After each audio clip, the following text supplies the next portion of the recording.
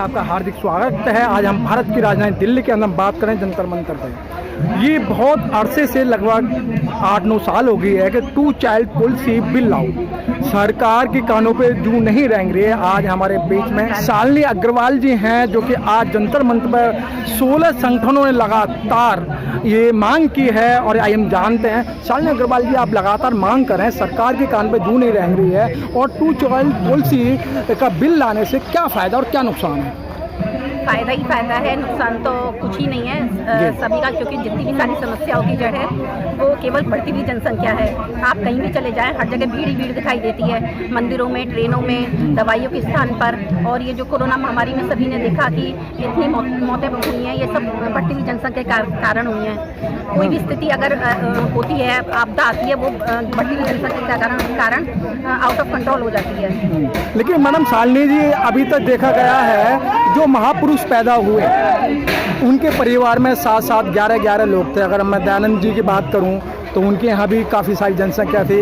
अगर मैं महात्मा गांधी की बात करूं तो उनके भी भाई बहन घने सारे थे। अगर मैं वर्तमान में प्रधानमंत्री जी की बात करूं तो इनके भी घने सारे हैं। तो ये बिल लाने में तो दिक्कत तो होगी ना?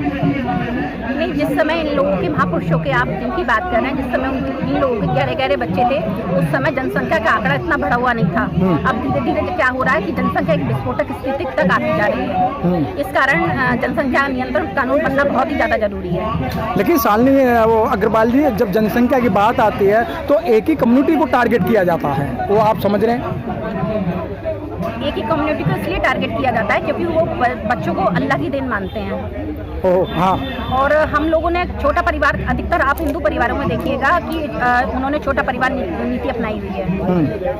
इसी कारण एक उसको टारगेट किया जाता है, एक धन को, एक समुदाय को टारगेट किया जाता है कि आप कम बच्चे पैदा कीजिए, उससे हमारा ही फायदा नहीं, उससे आपका भी फायदा होगा। आपकी संतान पढ़ेगी लिखेगी, आपका भी तो फायदा है, उससे देश को सबका फायदा है। लेकिन मैडम, आज वर्तमान में जो मंत्री बैठे हैं, अगर मैं नाम ना खोलूं तो वो बार-बार यही कहते हैं अधिक बच्चे पैदा करो। वो इसलिए कहते हैं क्योंकि जो दूसरा समुदाय है वो ये कह रहा है कि वो इस सांप्रदायिक भावना के अकॉर्डिंग कुछ लोगों को आतंकवाद फैलाना है, कहते हैं कि इन पे हावी होकर राज करो, हिंदू राष्ट्र मिटाओ। इस कारण वो कहते हैं कि अगर हम पे दूसरा संप्रदाय हावी हो गया, वो बच्चे इसी रफ्तार से पैदा करते गए तो हमारी जनसंख्या का क्या होगा, क्योंकि हम तो 2 बच्चे पैदा कर रहे हैं। इसी कारण वो कहते हैं, नेता अपने स्वार्थ के लिए नहीं कह रहे कि वो हिंदू राष्ट्र बचाने के लिए कह रहे हैं, अपनी हिंदू संस्कृति बचाने के लिए कह रहे हैं। ये सब क्या ऐसी गलफत में आके, क्या मतलब ऐसे भ्रांतियाँ फैला के क्या ये मतलब इस तरीके के बिल पास हो जाएंगे?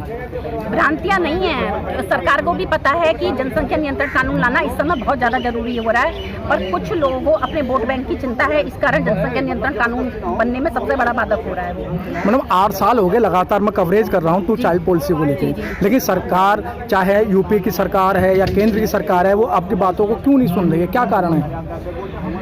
सुन तो रही है, बस उन्हें ये लग रहा है कि जनसंख्या नियंत्रण कानून अगर लाया गया, सबसे बड़ी बात तो मैंने अभी बताई है, वोट बैंक की है। फिर उन्हें ये भी डर लग रहा है कि बहुत ज़्यादा विरोध फैलेगा। ये बात तो निश्चित है कि विरोध तो बहुत होगा। सबसे कैड़ा काम लग रहा है, जैसे आसमान से तारे तोड़ना जितना लग रहा है इस समय। तो लेके आए हैं अग्निवीर, जो आपने अच्छी बात कही, अग्निवीर जो लेके आए हैं। अब युवाओं को या मिलिट्री में जो लोग नौकरी कर रहे हैं उसको इसके फायदे नज़र नहीं आ रहे हैं, तो आप ला रहे हैं 2 चाइल्ड पॉलिसी। तो सरकार तो पीछे नहीं हटी, मोदी जी तो पीछे नहीं हटे, जो उन्हें करना है वो कर रहे हैं।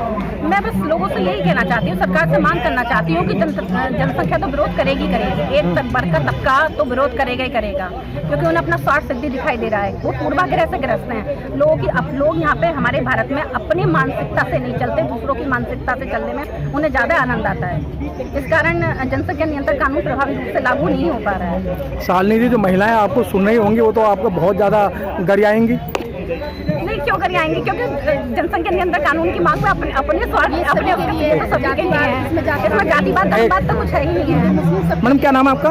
अनीता गुप्ता, मैं मेरठ से बिलोंग करती हूँ। लड़के को अहमियत ज़्यादा दी जाती है, मेल को अहमियत ज़्यादा दी जाती है, उसमें क्या करेंगे आप? ये तो देखो जी, कहते हैं ना कि लड़का ही लड़के के चक्कर में ही लड़की कर रहे हैं, लड़की के चक्कर में लड़के कर रहे हैं, ये चीज़ गलत है। हाँ। ये बहुत पुरानी रूढ़िवादी सोच है। अब ये मिलकर करना चाहिए कि दो हों, ठीक है, 2 से ज़्यादा ना हो, और यदि किसी के 2 हो तो उसका वो सब वो कर दें। लेकिन आजकल मैडम एक दो में पहले बड़े बूढ़े ये कहा करते थे कि भाई एक रोटी नहीं देगा दूसरा रोटी देगा, दूसरा नहीं तो तीसरा रोटी देगा। तो आजकल के जो बड़े बूढ़े हैं वो ज़्यादातर वृद्धा आश्रमों में हैं। इसी कारण तो है, शिक्षा के कारण। शिक्षा ये है कि जितने ज़्यादा बच्चे पैदा होंगे उतने ज़्यादा हमें खाने को रोटी मिलेगी, और जबकि जो सच्चाई है वो उससे बहुत परे है।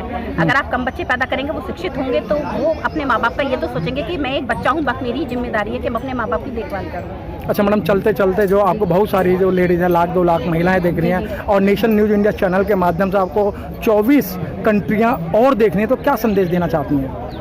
मैं सभी को ये संदेश देना चाहती हूँ कि समाज के हित में सोचो।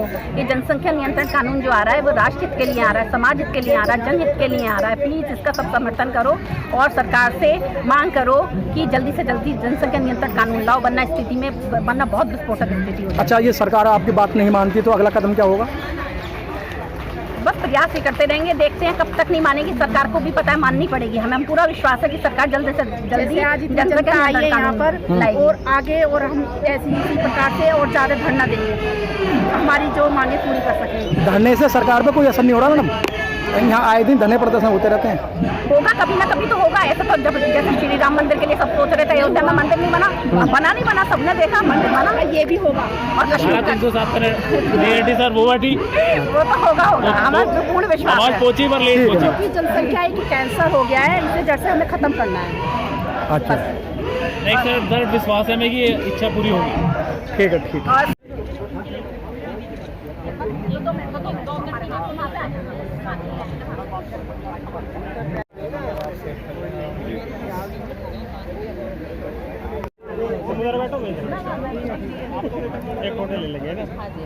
के लिए हृदय से उनके आभारी हैं, सदैव आभारी रहेंगे।